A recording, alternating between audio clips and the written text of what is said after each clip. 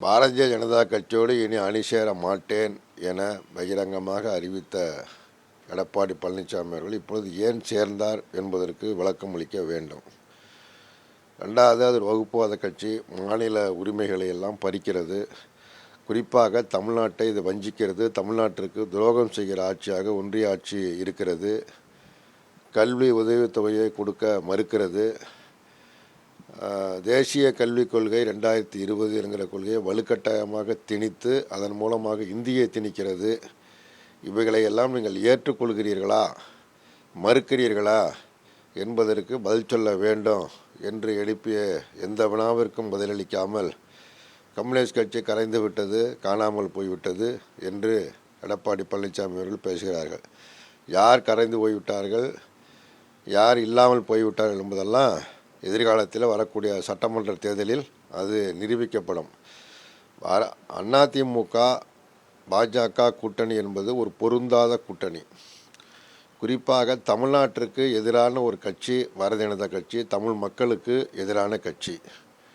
மொழி பிரச்சனைகளில் சமஸ்கிருதத்திற்கு அதிக நிதி ஒதுக்கப்படுகிறது, தமிழுக்கு நிதி குறைக்கப்படுகிறது போன்ற பல்வேறு பிரச்சனைகள் இருக்கிறது. அதே மாதிரி தமிழ்நாட்டை தொடர்ந்து வஞ்சித்து வருகிறது. இயற்கை சீற்றங்கள் ஏற்பட்ட பொழுது உரிய நிதியை தமிழ்நாட்டிற்கு அது வழங்கவில்லை. நிதிநிலை அறிக்கையில் தமிழ்நாட்டிற்கு உரிய நிதியை வழங்கவில்லை. அதே மாதிரி மெட்ரோ ரயில் திட்டத்திற்கான நிதியை வழங்கவில்லை. அதே மாதிரி ரயில்வேக்கு நிதி ஒதுக்கப்பட பொழுது தமிழகம் முற்றாக புறக்கணிக்கப்படுகிறது. இப்படி பல்வேறு விதமான பிரச்சனைகள் இருக்கின்றன. ஆளுநரை கொண்டு போட்டி அரசாங்கத்தை நடத்தி கொண்டு இருக்கிறார்கள். நீதிமன்றம் வரை சென்று போராடி ஆளுநர் செய்தது சட்டப்படி குற்றம் என்று உச்சநீதிமன்றமே தீர்ப்பளித்திருக்கிறது. இவைகளையெல்லாம் செய்து கொண்டிருப்பது ஒன்றிய பாஜக ஆட்சி. அத்தகைய ஒரு முரணான கட்சியோடு ஒரு கொள்கையற்ற நிலையில் அதிமுக சேருவது சரியல்ல, நியாயமல்ல. ரெண்டாவது, பாரதிய ஜனதா கட்சி கூட்டு சேர்ந்த மாநில கட்சிகளோடு கூட்டு சேர்ந்த பல மாநிலங்களில், குறிப்பாக மகாராஷ்டிரா மாநிலத்தில் அங்கே இருக்கக்கூடிய தேசியவாத காங்கிரஸை பிளவுபடுத்தியது, சிவசேனா கட்சியை பிளவுபடுத்தியது. அதே போல் அதிமுகவுக்கும் எதிர்காலத்தில் பாதிப்பு ஏற்படும், அதிமுக இருக்கும் இடமில்லாமல் பாஜக செய்துவிடும் என்றெல்லாம் நாங்கள் கூறி வருகிறோம். அதே மாதிரி தமிழ்நாட்டில் பாஜக அதிமுக கூட்டணி ஆட்சி என்று அமித்ஷா திட்டவட்டமாக தெரிவிக்கிறார். அது குறித்து எடப்பாடி பழனிசாமி மறுக்கவில்லை. முதலமைச்சர் யார் என்று கேட்டால் அதிமுக முடிவு செய்து கொள்வார்கள். அதிமுகவில் இருப்பவர்கள் எடப்பாடி பழனிசாமி தான் முதலமைச்சர் வேட்பாளர் என்று சொல்லுகிறார். ஆனால் கூட்டணியை வைத்து கொண்டிருக்கிற பாரதிய ஜனதா கட்சி அப்படி சொல்வதற்கு தயாராக இல்லை. அமித்ஷா சொல்வதற்கு தயாராக இல்லை.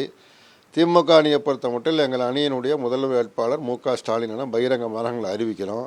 ஆனால் அந்த கூட்டணியில் அந்த மாதிரி அறிவிக்கலை. இவைகளையெல்லாம் சொல்லி பிரச்சாரத்தில் இவைகளுக்கெல்லாம் பதிலளிக்க வேண்டாம்.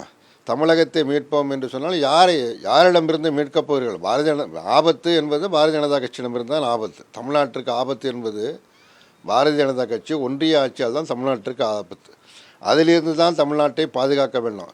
சென்ற சட்டமன்ற தேர்தலில் இந்திய கம்யூனிஸ்ட் கட்சி இதே முழக்கத்தை முன்வைத்தது. அப்பொழுது எடப்பாடி பழனிசாமி அவர்கள் முதலமைச்சராக இருந்தார். பாரதிய ஜனதா கட்சியினுடைய ஒன்றிய ஆட்சிக்கு அவர் அடிமை போல் செயல்பட்டார். ஆகவே தமிழகத்தை மீட்போம் என்று அன்றைக்கு நாங்கள் அந்த முழக்கத்தை முன்வைத்தோம். இன்றைக்கு எடப்பாடி பழனிசாமி அவர்கள் தமிழகத்தை மீட்போம் என்கிற அந்த முழக்கம் யாரிடமிருந்து மீட்கப் போகிறீர்கள், பாஜகவிடமிருந்து மீட்கப் போகிறீர்களா என்பது குறித்தான கேள்விகளுக்கு பதிலளிக்க வேண்டும் என்று கேட்டிருந்தோம். அதற்கு பதிலளிக்காமல் கம்யூனிஸ்ட் கட்சியே இல்லை, கம்யூனிஸ்ட் கட்சி இருக்கிற இடமே தெரியல, அது கரைந்து போய்விட்டது என்றெல்லாம் ஒரு தரம் தாழ்ந்த முறையில் அவர் வைக்கிற பொறுப்பிற்கு ஏற்ப இல்லாமல் பேசியிருக்கிறார். அவ்வாறு பேசுவதால் அவர் பெரிய மனிதராகவும் ஆகிவிட முடியாது, அந்த கட்சி பெரிய கட்சியும் ஆகிவிட முடியாது, இந்திய கம்யூனிஸ்ட் கட்சி சிறுமைப்பட்டும் போய்விடாது. இந்திய கம்யூனிஸ்ட் கட்சி இருக்கிறதா இல்லையா என்பதை சட்டமன்ற தேர்தலில் சந்திக்கலாம். செய்திகளை உடனுக்குடனும் துல்லியமாகவும் தெரிந்து கொள்ள சப்ஸ்கிரைப் பண்ணுங்க.